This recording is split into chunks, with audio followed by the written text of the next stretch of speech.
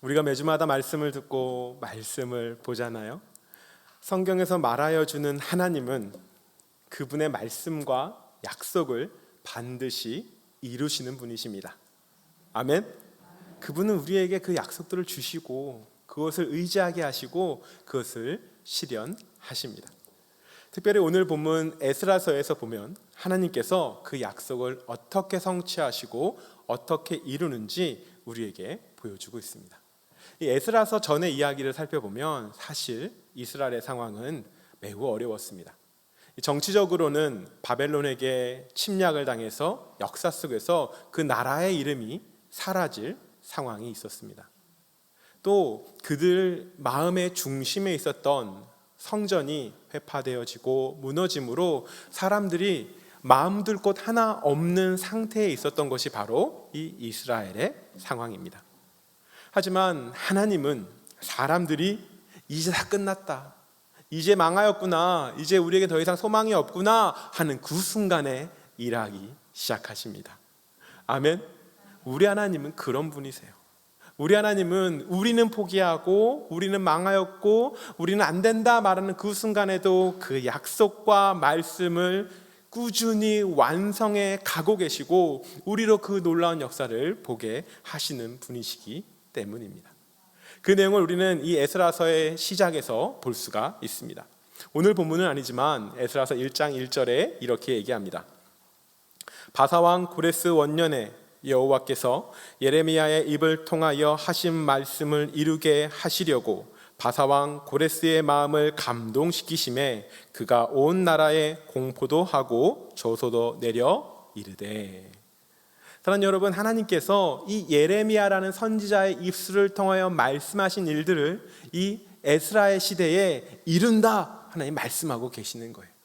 사람들은 잊었을 거예요. 사람들은 그것을 잊어버렸다 말하고 안 될 거야 라고 얘기하겠지만 하나님은 그것을 기억하시고 이 에스라의 시대에 내가 예레미야의 입을 통하여 말한 것들을 이루겠다, 내 백성 이스라엘과 유다의 포로들이 그들 조상의 땅으로 돌아오게 할 것이다 하나님이 말씀하고 계십니다. 그리고 그것을 이룬다고 말씀하시지요. 여러분, 사람들은 인생이 너무나 고단하여서 하나님의 이야기를 잊고 살 때가 많습니다. 하지만 하나님은 자기 백성을 잊지 않으십니다. 우리가 그 사실을 이 말씀을 통하여 볼 수가 있는데, 방금 본 에스라 1장 1절 말씀에 보면 하나님이 어떻게 일하시냐면 하나님이 그 말씀을 이루시기 위해서 페르시아 왕, 이 바사 왕 고레스의 마음을 감동시키셨다라고 말씀하십니다. 여러분, 감동하다라는 것이 뭘까요? 이 감동하다라는 것은 마음에 무언가 크게 움직여져서 그 마음이 어떻게 어느 방향으로 움직여지고 어떤 작동을 하는 것을 우리는 감동하다라고 말을 하잖아요. 하지만 성경은요, 이보다 더 깊은 의미의 감동을 우리에게 말하여 줍니다. 그 감동으로 번역된 단어는 사실은 잠자던 자를 깨우다라는 의미가 바로 이 감동하다라는 단어가 본래 가지고 있는 의미예요.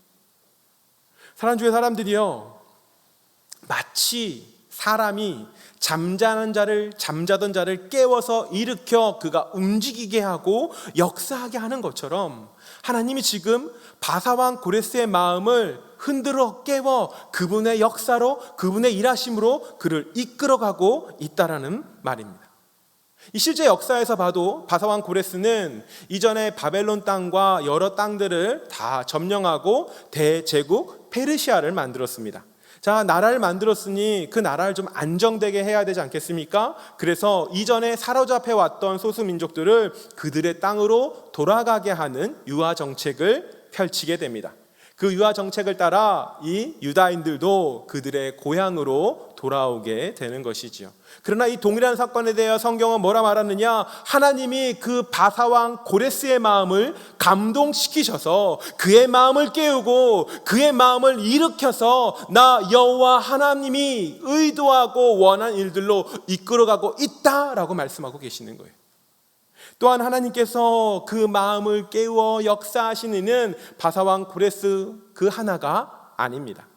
오늘 말씀에 보면 1장 5절 말씀이에요. 에스라 1장 5절 말씀에 이렇게 얘기합니다. 이에 유다와 베냐민 족장들과 제사장들과 레위 사람들과 그 마음이 하나님께 감동을 받고 올라가서 예루살렘의 여호와의 성전을 건축하고자 하는 자가 다 일어나니 이렇게 얘기하잖아요. 자, 여기에도 감동이라는 말이 쓰였습니다. 여기에도 그 마음이 하나님께 감동이 돼요. 지금 하나님이 누구를 감동시키시고 누구를 일으키시고 누구를 깨우고 계세요? 이 돌아올 유대인들의 마음, 그 후손들을, 이스라엘의 자손들의 마음을 지금 일깨우고 깨우고 계세요. 왜 깨워야 할까? 여러분, 이 사람들이 본래 살던 곳에서 바벨론의 그 땅으로 끌려가 지낸 지가 얼마나 되었을까요? 70년의 시간이 지났다라고 성경이 우리에게 말하여 줍니다. 여러분, 70년 동안 첫 해에는 내 고향을 그리워하고 돌아갈 날들을 좀 손꼽아 기다리겠죠. 한 해가 가요, 두 해가 가요. 그럼 어떻게 돼요? 사람의 마음이라는 것이 무뎌지잖아요. 우리가 이것을 꼭 성경 이야기가 아니라 우리의 삶에서도 알 수가 있습니다. 사실은 며칠 전이 저의 결혼기념일이었습니다. 자, 여러분, 결혼기념일을 매년마다 챙겨야 할까요? 챙기지 말아야 할까요?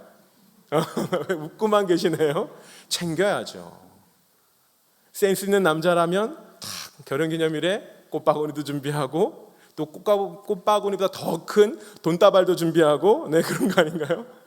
하지만 저는 그러지 못했습니다. 지금 아이와 자녀들이 네덜란드에 있기 때문에 서로 이렇게 카톡만 하면서 서로를 위로하였는데, 사실은 또 평소에 그렇게 챙기지 못하죠. 이 한국 남자들이 안 좋은 점 아니겠습니까? 그러나 여러분, 결혼 기념일만이라도 우리가 좀 그런 모습을 보여줘야 가정이 어때요? 평안하잖아요. 여러분, 남편이 결혼기념을 입고서 그날이 먼 날인데 하면 정말 진노가 내립니다. 하나님의 진노가 아니라 가정에서도 이렇게 진노가 내릴 수 있다는 걸 우리가 볼 수 있지 않습니까? 그렇기 때문에 매년마다 우리가 그것을 기념하고 생각하는 것, 날마다 그것을, 그 의미를 마음에 새롭게 하는 것이잖아요. 근데 생각해 보십시오, 여러분. 이스라엘 자손들이 바벨론으로 끌려갔습니다. 언제 돌아갈지도 모릅니다. 하나님께서 돌려보내겠다 약속하셨다고 하지만 한 해, 두 해 지나가다 보면 그들의 마음이 상하여지고 그들의 마음이 낮아지는 거예요. 잠언 말씀에 보면 그런 말씀이 있어요. 마음의 소원이 더디 이루어지면 마음이 상한다. 저 이 말씀 너무 좋아합니다. 어찌나 내 마음을 정확하게 꿰뚫어 보시는지. 우리가 기도하고 소망하고 바랄 때 더디 이루어지면 어떻게 해요? 마음이 상하는 거예요. 하나님 어떻게 이러실 수 있어요? 라고 한다고요.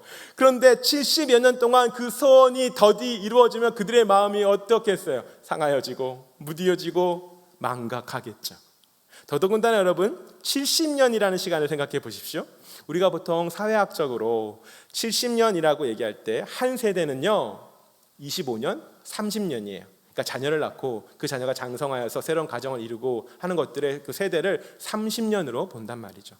자, 그럼 70년이면 훌쩍 두 세대가 지난 거예요. 바벨론으로 끌려갔어요. 그래서 거기서 낳은 자손이 두 세대가 이미 나온 거예요. 그러면 여러분, 그 새롭게 나온 세대들은 예루살렘의 성전을 기억하겠습니까? 이스라엘 나라의 모습과 그 영광과 그 아름다움을 그들은 기억하겠어요? 아니에요. 그들은요 바벨론 사람이에요. 바벨론에서 지내면서 그 풍속과 마음과 그 상황을, 그 삶을 살아가던 이들이 바로 그 이스라엘 자손들이더라고요. 근데 하나님께서 그 이스라엘 자손들의 마음을 어떻게 해요? 깨우시는 거예요. 감동시키심에 그들의 마음을 깨우고 그들의 마음을 일으키고 다시 하나님의 일에 대하여, 하나님의 일으키신 놀라운 일들에 대하여 다시금 일어날 수 있도록 하나님이 그들을 이끌어 가신다라는 거예요. 사랑하는 주의 사람들이요, 하나님의 감동을 받아 성전을 건축하고자 하는 자들이 일어날 때에, 그들이 일어나 하나님께서 이루시는 놀라운 일들을 해나갈 때에 그 모든 일의 중심에는 하나님이 계시다라는 거예요. 우린 인생을 살아가면서 내가 정말 애썼어, 네가 정말 애썼어 라고 얘기합니다. 젊은 사람들이 이렇게 표현하잖아요. 하얗게 불태웠어, 이렇게 얘기한단 말이죠. 너무 멋있는 표현 아니에요? 정말 하얗게 불태워진 것처럼 최선을 다해 살아갔을 때 그들은 스스로 대견해합니다. 그러나 성경의 눈에서 보면 아니에요. 네가 한 게 아니라 하나님이 너를 깨우시고 하나님이 너를 일으키시고 그 일을 감당케 하셨다라고 성경이 우리에게 가르쳐 주는 것입니다. 사랑하는 주의 사람들이여, 오늘 이 아침에 우리가 잠자는 자들이 아니라 하나님의 일하심을 함께 소망하는 자들이 되기를 소망합니다. 잠자 있지 마시고 하나님이 여러분들을 흔들어 깨우실 때에, 하나님이 하나님의 꿈과 비전과 하고자 하는 일들을 우리에게 부으실 때에 그것을 함께 꿈꾸며 나아가는 공동체가 되기를 소망합니다. 세상이 변하고 있고 코로나로 인하여서 이후에 많은 것이 바뀔 거라는 거 저도 동의합니다. 그러나 그럼에도 불구하고 변하지 않는 것은 하나님의 은혜가 우리를 붙들고 그분이 우리를 감동케 하셔서 우리를 그분의 삶과 그분의 일하실 놀라운 일들을 향하여 이끌어가고 역사하신다는 것은 우리 안에 변하지 않는 진리인 줄 믿습니다. 그 내용을 발견할 수 있는 것이 오늘 이 에스라서의 말씀입니다. 에스라서 3장 1절 말씀에 보면 이렇게 얘기하죠. 이스라엘 자손이 각자의 성읍에 살더니 일곱째 달에 이르러 일제히 예루살렘에 모인지라. 사랑하는 여러분, 이들이 돌아왔어요. 각자의 삶의 자리, 각자의 성읍에 와서 지내는 겁니다. 그러다가 일곱째 달에 예루살렘으로 모여지는 거죠. 자, 여러분, 이들이 각자의 자리에서 근심 없이 지내다가 시간이 되어서 예루살렘으로 모인 걸까요? 우리 인생을 살아보면 알잖아요. 평안하십니까? 각자 사람들은 자기 인생에 짐을 지고 살아갑니다. 그러하기 때문에 늘 우리의 인생은 피곤하고 고단하고 아픈 것이잖아요.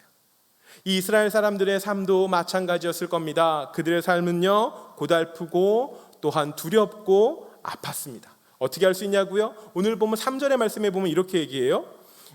무리가 이스라엘 자손들을 이야기하는 거죠. 모든 나라 백성을 두려워하여 제단을 그 터에 세우고 그 위에 아침 저녁으로 여호와께 번제를 드리며. 여러분, 이 사람들의 마음이 여러 나라 사람들, 그들을 둘러싼 다른 나라 사람들 때문에 두려웠다라고 이야기합니다. 우리가 인생을 살아가면서 우리의 인생의 삶의 자리에서 하나님은 늘 좀 멀리 계신 것 같아요. 그렇지 않으세요? 저만 그런가요? 인생에서 해결해야 될 문제와 도전과 흔들림을 경험할 때마다 하나님은 오히려 멀리 계신 것 같고, 인생의 상황들은, 인생의 위협은 내게 너무나 가까이 있는 것 같다라는 사실이죠. 이 이스라엘 후손들도 마찬가지였습니다. 이들을 지켜줄 만한 군대가 없었어요. 이들을 보호해줄 든든한 성벽도 그들에겐 없었습니다. 이들은요, 지금 치열하게 살아남고자 생존하고자 애쓰는 중에 있었던 거예요. 그러니 그 마음에 두려움이 찾아오고 그 마음 가운데 떨림이 있었겠지요. 그러나 그러함에도 불구하고 이들이 어떻게 예루살렘으로 나오냐면 말씀에 이렇게 얘기합니다. 일제히. 여러분, 일제히라는 말은 뭐예요? 뭔가 같은 시간에 함께 행동하다라는 의미를 우리에게 보여주지 않습니까? 하지만 이 일제히라는 시간적 표현이 아니라 성경에서 우리에게 보여주고자 하는 표현은 조금 다릅니다. 성경이 말하는 이 일제히라는 말의 본 의미는 마치 한 사람의 마음처럼, 마치 한 사람 같은 마음으로 그들은 각자의 성읍에서 예루살렘으로 모여들었습니다. 여러분, 이들의 삶은 고단했어요. 여러분, 이들의 삶은 두려웠습니다. 그들의 형편과 상황을 흔드는 모든 환경들 안에서 그들은 지쳐 있었고, 주님 고단해요, 주님 두려워요 라고 말하는 그 상황 가운데 그들이 있었다는 사실이에요. 그러나 그들은 하나님께로, 여호와께로 일제히 한 사람의 마음같이 모여 나왔다는 사실이에요. 이 사람들이 왜 여호와께로 나올까? 그 힌트가 또한 1절 그 말씀에 나옵니다. 그 표현에 보면 일곱째 달이라고 표현하잖아요. 우리가 보통 첫째 달, 둘째 달 생각할 때 그 일곱째 달이라고 생각하시면 편하시지만 우리가 갖고 있는 달력과는 다릅니다. 이건 이스라엘 사람들이 말하는 그 종교적 달력을 얘기하는 것이고, 오늘날 우리로 따지면 9월이나 10월을 의미하는 때가 바로 이때예요. 이 일곱째 달에 백성들이 한 사람의 마음처럼 모여들었다는 거예요. 왜? 그들이 모여든 일곱째 달에는 이스라엘 백성들이 여호와 하나님께 자기들의 죄와 공동체의 죄를 회개하고 그분 앞에서 새로움을 얻는 대속죄일이 그 일곱째 달 안에 있었던 거예요. 더더군다나 이스라엘의 조상들이 이집트에서 종살이 할 때에 그 종살이의 상황에서 구원하시고 그들을 이끌어내신 무슨 사건이요? 출애굽의 사건을 기념하는 초막절의 한 주간이 이 7째 달 안에 있었던 거예요. 사랑하는 여러분, 돌아온 이스라엘 자손들은 비록 그들의 삶이 고달프고 어려웠으나 하나님께 예배하고자 그들은 나아온 것입니다. 한 사람의 마음으로 주여 내 삶은 여전히 고달픕니다. 주님 내 삶은 여전히 두렵습니다. 그러나 나는 여호와께 예배하러 나아갑니다. 한 사람의 마음처럼 예루살렘으로 모여들었다고 얘기합니다. 성경이 그들의 모습을 그들이 번제하였다라고 설명하고 있죠. 오늘 본문에 보면 번제하다 많이 나오잖아요. 번제라는 것은 이 구약 시대에 하나님께 올려드리던 제사의 모습을 번제라고 얘기하고 오늘날 우리가 드리는 예배와 같은 의미로 생각하시면 됩니다. 그들이 하나님을 예배하고자 모여들었습니다. 주님, 나는 고달프지만 난 주님께 나아갑니다 라고 합니다. 그러나 여러분, 우리가 주님 앞에 마음을 품어도 환경과 상황은 변해요, 안 변해요? 여전히 늘 그 자리에 있는 거예요. 여전히 늘 그 자리에 우리의 고된 삶, 어려운 삶의 조건들은 그 자리에 있는 것이죠. 이스라엘 백성들에게도 마찬가지였습니다. 자, 우리가 이제 예배하자, 하나님께 번제하자 라고 나와왔더니 그 번제를 인도할 제사장이 없는 거예요. 사랑하는 주의 사람들이요, 그 당시의 번제는, 제사는 그것을 이끌어가는 전문적인 제사장들이 있어야 했습니다. 아무나 할 수 있는 것이 아니었어요. 그런데 그 70년이라는 긴 시간 동안에 그러한 것들이 남아 있었겠습니까? 다 사라지고 잊혀진 거예요. 더더군다나 그 번제의 예배를 드리려면 하나님께서 허락하신 거룩한 성전이 있어야 되는데 지금 성전이 남아 있어요, 없어요? 남아 있지 않아요. 아니, 이런 황망한 상황이 어디 있습니까? 예배하기 위해 왔는데 예배 자리가 없습니다. 예배의 공간이 없습니다. 우리의 예배를 인도할 자들이 없는 거예요. 그 가운데 그들이 지금 처해 있었습니다. 그들이 그러한 어려운 상황 가운데 있으며 그들이 할 수 있는 일들을 행해 나가기 시작합니다. 말씀대로. 자, 오늘 본문 3장 2절과 4절과 10절 말씀에 보면 공통적으로 발견되어지는 구절들이 있습니다. 한번 찾아보세요. 제가 한번 읽어보겠습니다. 2절에 요사닥의 아들 예수아와 그의 형제 제사장들과 스알디엘의 아들 스룹바벨과 그의 형제들이 다 일어나 이스라엘 하나님의 제단을 만들고 하나님의 사람 모세의 율법에 기록한 대로 번제를 그 위에 드리려 할세. 4절 말씀이에요. 기록된 규례대로 초막절을 지켜 번제를 매일 정수대로 날마다 드리고. 4절 10절 말씀입니다. 건축자가 여호와의 성전에 기초를 놓을 때에 제사장들은 예복을 입고 나팔을 들고 아삽 자손 레위 사람들은 제금을 들고 서서 이스라엘 왕 다윗의 규례대로 여호와를 찬송하되. 여러분, 어떠한 구절, 어떠한 말씀이 계속 반복되고 있죠? 규례대로.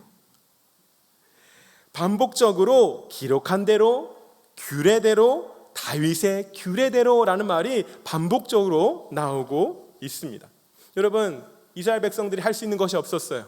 그들은 능력도 없고 제사장들처럼 준비된 전문적인 종교인들이 그들에게 있지도 않았습니다. 예배를 드릴 수 있는 아름다운 처소가 준비되어 있지도 않았습니다. 그래서 그들이 택한 방법은 우리에게 주어진 말씀대로 나아가자. 그러나 여러분, 말씀대로라는 말만큼 어려운 것도 없어요. 어떻게, 얼마만큼 말씀대로 할 건가, 어떤 모습 할 건가, 그렇게 표현되어 있지는 않잖아요. 그러니 이들은 말씀을 보면서 두렵고 떨리는 마음으로 그것을 감당할 수밖에 없었습니다.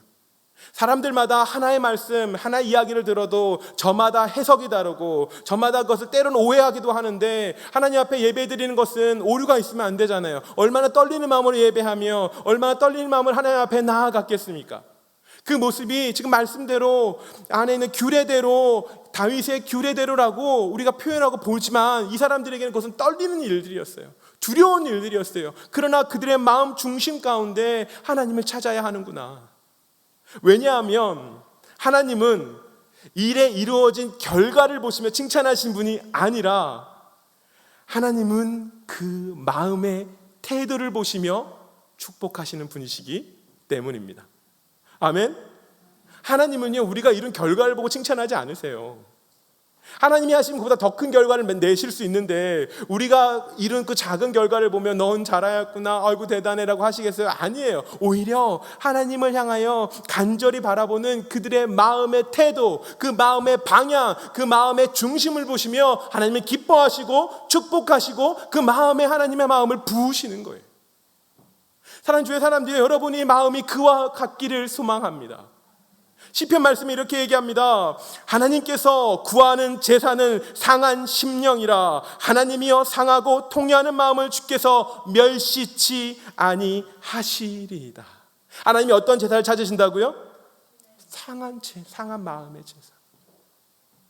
주님, 나는 잘 몰라요. 주님, 난 할 수 없어요. 주님, 나는 고달퍼요. 주님, 나는 괴로워요. 그러나 내가 말씀대로 주님 앞에 나아갑니다. 우리가 볼 땐 그 모습이 매우 불안정해 보이고 때로는 오류가 있는 것처럼 보일지라도 하나님은 그 마음의 중심을 보시고 그 상한 마음을 보시니 그를 하나님의 영광의 자리로 이끌어 가시는 거예요. 사랑하는 주의 사람들이, 여러분이 그러한 마음이 되기를, 그런 마음 가운데 속하기를 소망합니다. 아멘? 뭐 안 들려요. 뭐라고요? 우리의 마음이 그와 같기를 정말 기대합니다. 제가 목사님께 소개해 주신 대로 벌써 네덜란드에 간 지가 7년이 되었습니다. 저와 이렇게 인사하고 교제하시는 집사님, 권사님들이 그러세요. 목사님 언제 오세요? 라고 한단 말이에요. 정말 목사님 금방 오실 줄 알았어요 라고 말하는데, 저도 제가 금방 올 줄 알았습니다. 여러분, 딱 보면 어때요 여러분? 정말 핸섬하고 잘났잖아요. 그런데 저는요, 공부로는 안 잘났거든요. 힘들었어요. 아팠어요. 석사 논문을 쓰는 가운데, 여러분, 왜 공부라는 거 여러분 아무나 하는 게 아니에요. 위험한 거예요. 애들 공부하라고 그러지 마세요. 아니에요. 힘들어요. 하는데 여러분, 계속 책만 보고 그 연구실이라는 그 작은 곳 안에서 지내니까 어떻게 돼요? 마음이 상하여지고 마음이 낮아지고 마음이 흔들리는 거예요. 정말 퍽퍽한 모래땅을 걷는 것 같더라고요. 근데 그 시간이 가장 중요한 시기였어요. 그러니까 석사 논문을 좋은 스코어, 그러니까 좋은 점수를 내서 잘 쓰여져야 박사도 진행이 된다든 여러 좋은 기회를 만날 수 있거든요. 그래서 최선을 다해 써야 되는 그 주간인데 내 마음이 너무 낮아지는 거예요. 너무 퍽퍽한 거예요. 그런데 제가 이제 네덜란드에 사니까, 네덜란드 조금 밑에 벨기에라는 곳이 있습니다. 벨기에 가면 여러 유명한 관광지들이 있죠. 근데 그런 관광지가 아니라 작은 시골 도시, 헨트라는 작은 시골 도시에 어떤 하나님을 예배하는 사람들이 모여서 집회가 있다라는 거예요. 거기에 너무 가고 싶은 거예요. 나 좀 거기에 가야만 내가 살겠다, 이런 마음이 드는 거죠. 근데 여러분, 내가 당장 해야 될 일이 있어요, 없어요? 내 삶은 고달퍼요, 안 고달퍼요? 나 가면 안 된다라는 거예요. 주변에 같이 공부하는 사람들이, 너 거기 가면 안 돼. 네 마음은 알겠지만 다 끝내고 가, 이렇게 얘기하더라고요. 왜냐? 그 논문이 그 주간 동안에 잘 맞춰지고 좀 발전된 모습이 보여져야 내가 좋은 스코어를 받을 수 있는데, 내가 만약에 거기 가서 3박 4일의 시간을 보내고 오면 자기들이 볼 때 안 된다라는 거죠. 가지 말라고 하더라고요. 근데 하나님 앞에서 기도했습니다. 주님, 나를 하나님께서 복음을 말하고 교회 공동체를 이루어가는 목회자로 세우시고 인도하실 거라면 내게 중요한 것은 하나님이지 논문은 아니잖아요. 주님 뜻대로 하옵소서. 저는 집회 갔어요. 가서 여러분 그런 거 있잖아요. 아예 포기했잖아요. 그러니까 딱 내려놓고 말씀 듣고 기도하다 보니 너무 큰 은혜를 받았습니다. 많은 교제하는 분들을 만나고 거기서 기도도 받고 너무 좋은 시간을, 마음의 힐링을 얻었어요. 자, 돌아왔어요. 여러분, 문제가 사라졌을까요? 안 사라졌을까요? 문제는 항상 그 자리에 그대로 있는 거예요. 여러분, 그러나 문제는 항상 그 자리, 그곳에서 우리를 두렵게 하나 누가 변했어요? 내가 변했잖아요. 내 안에 은혜가 찾아왔잖아요. 여러분, 그때부터 전문용어로 벼락치기 시작하는 겁니다. 세상에 논문도 벼락치기를 해요. 여러분, 3일을 밤새워서 논문을 쓰는데, 여러분 그 시간이 저한테 피곤하고 괴로웠을까요? 안 피곤한 거예요. 여러분 다시는 하지 마십시오. 여러분 따라하시면 안 돼요. 네, 위험한 거예요. 잘못하면 인생이 잘못될 수도 있어요. 근데 저는 잘못돼도 나는 주님 앞으로 간다라고 했기 때문에 그 일을 감당하고 돌아와서 3일 밤낮으로 논문을 작성하고 만들었는데, 세상에 쓰고 났더니 내가 쓴 거예요? 아니에요. 읽어봤는데 이건 내가 쓴 게 아니야. 내가 이런 표현을 할 수가 없어. 기적적으로 여러분, 제가 박사 코스를 공부하기 시작했습니다. 아멘 그러시죠? 아멘 아니에요. 아직까지 못 돌아오고 있잖아요. 그런데 제가 거기서 경험한 것은 무엇이냐? 하나님을 향하여 한 사람의 마음같이 일어나 그분을 두렵고 떨림으로 바라볼 때에 나머지 일들은 하나님이 책임지신다라는 거예요. 하나님이 일하시고 하나님이 열하시고 하나님이 역사하신다라는 거예요. 사랑하는 주의 사람들이, 여러분의 삶이 하나님 안에 있을 때에 늘 우리의 마음을 쪼개고 흔들어놓는 상황들이 넘치시겠죠. 그러나 하나님의 마음을 중심에 두시고 그 마음이 하나님을 예배하며 하나님을 찾는데 먼저 가실 때에 나머지를 하나님이 일하시기 시작하십니다. 오늘의 7절 말씀이 그것을 우리에게 증거해 줍니다. 7절 말씀 보세요. 이에, 저 이해가 되게 중요한 것 같아요. 이에 석수와 목수에게 돈을 주고 또 시돈 사람과 두로 사람에게 먹을 것과 마실 것과 기름을 주고 바사왕 고레스의 명령대로 백향목을 레바논에서 요빠 해변까지 운송하게 하였더라. 뭐라고요? 이에 그들이 예배하고 그들이 번제하고 고달픈 삶에서 한 사람의 마음으로 하나님께로 나와왔을 때에 하나님이 이에 역사하신다라고요. 그 일들을 경험하는 우리가 되기를 소망합니다. 더 이상 과거에 이랬습니다, 우리는 과거에 너무나 번영하고 너무나 아름다웠습니다 얘기하는 것이 아니라 지금 이 순간에 역사하신 하나님이 여러분의 삶을 주도하시고 여러분의 삶 가운데 역사하는 것을 함께 고백하고 나누는 공동체가 되기를 소망합니다. 우리가 하나님 안에 있을 때에, 하나님이 우리 중심에 계실 때에 그 하나님이 이렇게 우리를 일하시기 시작하시는 거예요. 단지 인생의 문제들만 이렇게 역사하신 것이 아닙니다. 하나님은 또한 그들의 마음을 위로하시고 그들의 마음을 열어 가십니다. 에스라 3장 11절 말씀이 이렇게 얘기합니다. 찬양으로 화답하며 여호와께 감사하여 이르되 주는 지극히 선하심으로 그의 인자하심이 이스라엘에게 영원하시도다 하니 모든 백성이 여호와의 성전 기초가 놓임을 보고 여호와를 찬송하며 큰 소리로 즐거이 부르며. 드디어 그들에게 일어나는 하나님의 놀라운 일들이 백성들이 놀라기 시작하는 거예요. 그러면서 그들이 하나님을 찬송합니다. 하나님은 선하십니다. 하나님의 인자하심은 영원하십니다. 그들이 하나님 앞에 고백하는 것이죠. 여러분, 그러한 고백이 마음에 흘러나온다는 것은 뭐예요? 백성의 마음이 위로받고 있다는 거예요. 백성의 마음이 하나님의 마음으로 채워지고 있다는 거예요. 이것은 신학적으로 헤세드의 하나님이라고 표현되어집니다. 들어보셨죠? 헤세드의 하나님. 헤세드의 하나님은 하나님께서 언약을 맺은 그 백성, 그 자손을 사랑하신다라는 의미예요. 사랑하시되 끝까지 사랑하세요. 그러나 단지 사랑으로 끝나지 않습니다. 또한 그 백성과 함께 맺은 언약을 신실하게 지키고 준행하신다라는 의미가 바로 이 헤세드라는 의미입니다. 이 헤세드의 하나님을 지금 누가? 이 백성들이 함께 고백하고 있는 거예요. 하나님, 그는 선하십니다. 하나님, 그는 영원히 인자하십니다. 백성들이 그 고백을 아뢰며 함께 찬양하며 하나님께 나아가고 있는 것입니다. 그리고 그 찬양의 고백이 함께 어우러져 오늘 본문 12절과 13절과 같습니다. 우리 한번 이 고백은 함께 읽어봤으면 좋겠습니다. 화면 보이시죠? 우리 12절 13절 같이 읽습니다. 시작. 제사장들과 레위 사람들과 나이 많은 족장들은 첫 성전을 보았으므로 이제 이 성전의 기초가 놓임을 보고 대성통곡하였으나 여러 사람은 기쁨으로 크게 함성을 지르니 백성이 크게 외치는 소리가 멀리 들리므로 즐거이 부르는 소리와 통곡하는 소리를 백성들이 분간하지 못하였더라. 아멘. 사랑하는 주의 사람들이여, 하나님의 은혜가 그들에게 부어지며 그 부어진 일들이 현실의 삶 가운데 성전의 기초가 놓여진 일들을 그들이 경험하고 체험하게 될 때에 그들의 마음에 하나님의 희열이 부어졌습니다. 어떤 이들은 옛적에 있었던 그 성전의 터를 보며 울었습니다. 통곡하였습니다. 또한 어떤 이들은 하나님이 이루신 일들을 기뻐하며 환호하며 소리쳤다라고 이야기합니다. 이 모든 모습은 하나님이 그 공동체에 부으시는 희열입니다.